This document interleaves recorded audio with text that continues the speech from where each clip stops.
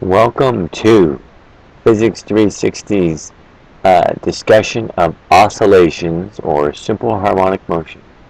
This will cover chapters 3, sections 1 and 2. Alright, so the first system we're going to talk about is the mass spring system. You got some mass, we got some spring here, and I apologize for my drawing styles. So if it's sitting here at rest, that's going to be considered the equilibrium position. And then the idea is we stretch it past that some distance x, and we're going to talk about the oscillations around this point. Once it's stretched there, the spring force puts a force on the mass in the negative direction, so we get a Newton's second law equation of the rate of change momentum is equal to minus kx, where k is the spring constant and x is our displacement distance. So we know momentum is mass times velocity. The mass of our block is not changing, so I factor that out, and then I plug in the velocity can be the derivative of the position versus time, so then we get a second derivative here, and then I divide by my m on both sides and I get this expression. And I bring the k over m times x over to the left-hand side of the equation, and I get this. This is technically a second order differential equation that everybody should know how to solve by using the methods they learned in their differential equations course. So as we move on from this, how are we going to solve this? Well, normally we write an equation like this. Is the second derivative is equal to omega naught squared times x. So that means omega naught squared in this case is k, the spring constant, divided by the mass of our oscillating system. And omega naught will be referred to as the natural frequency of our system. So how do we solve this system? Well, you can plug your methods of solving this differential equation in and figure out. When you do that, you'll find out it'll come out with imaginary roots when you try to solve this. So, and if you get imaginary roots, well, what solutions do you have? Well, you end up with cosine solutions, and we're going to deal with this. This actually contains a sine and cosine in the solution. Remember, this is a sum of two angles, and take the cosine. So if you apply the double angle formula here, or the sum of angles, you'll get a sine term and a cosine term. So this is one possible solution. There is an equivalent solution, which is the sine writing like this.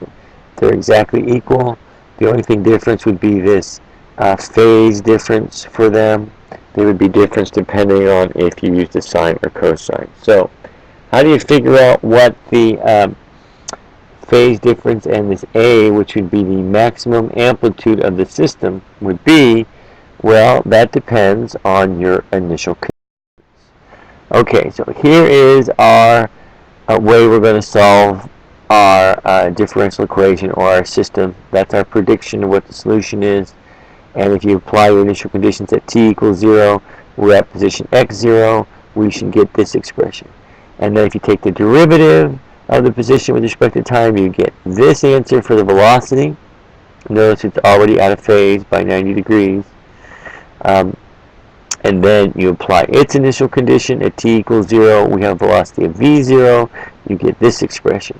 So using this equation and this equation, we can, because we'll know where our initial position of the spring is, and we'll know where our initial velocity of the spring is, and we should know the initial frequency, natural frequency of the system. We should be able to determine what A is, which is our maximum amplitude, and our phase difference here.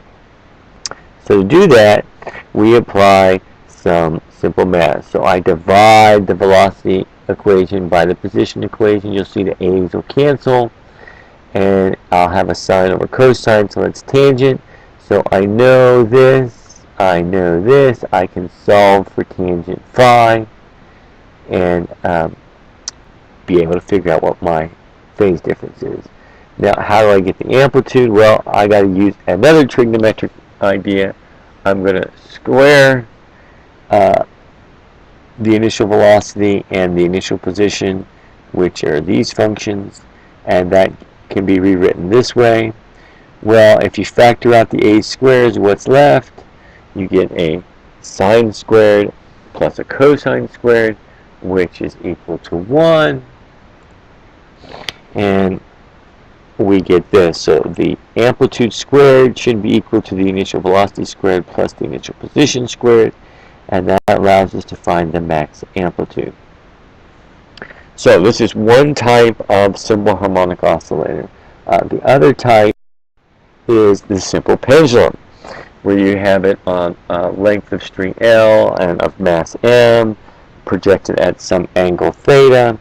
So what's going to happen here? Well, the distance that this is going to travel back to its initial position, we're going to call S. That is an arc length. The way you represent an arc length is the length of the arc times the angle of it. In our case, it's theta.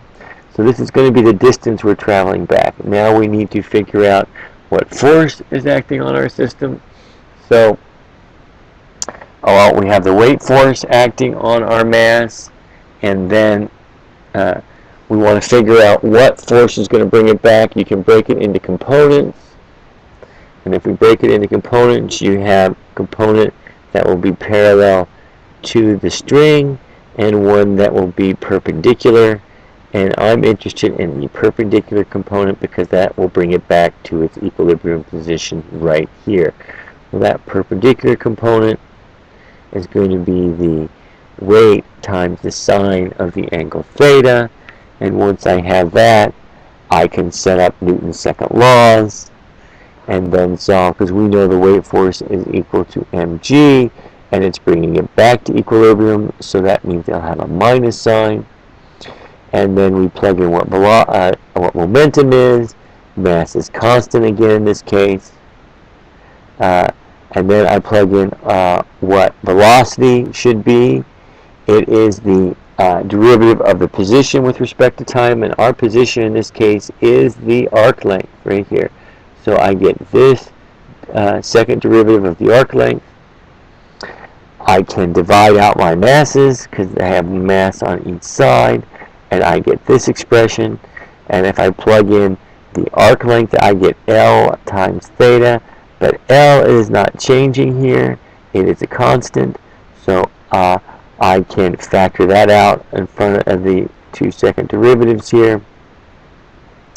And then what we get is the second derivative of theta should be equal to this.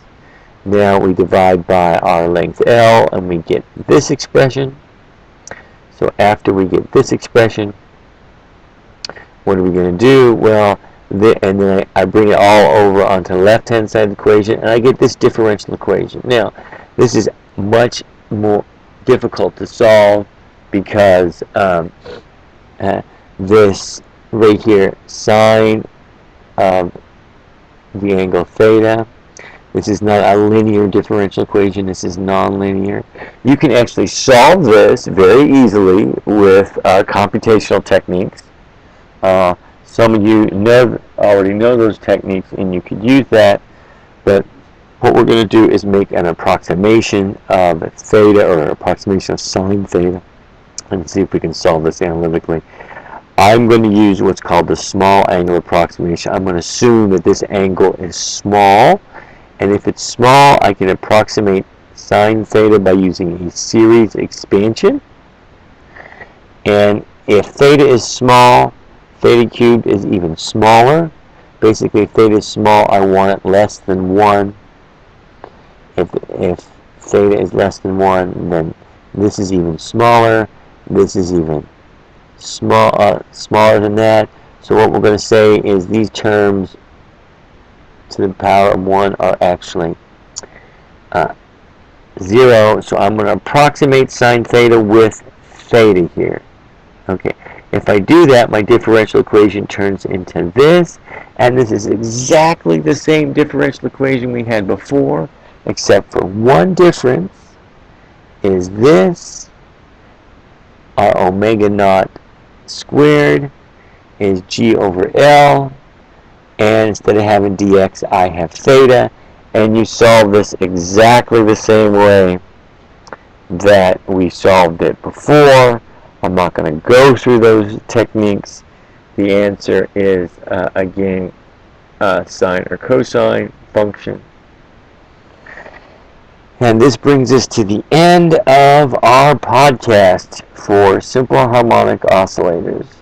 You'll work on a tutorial to do this. You will be graphing the motion and dealing with what happens to the energy of the system in time. So I'll see you on Tuesday.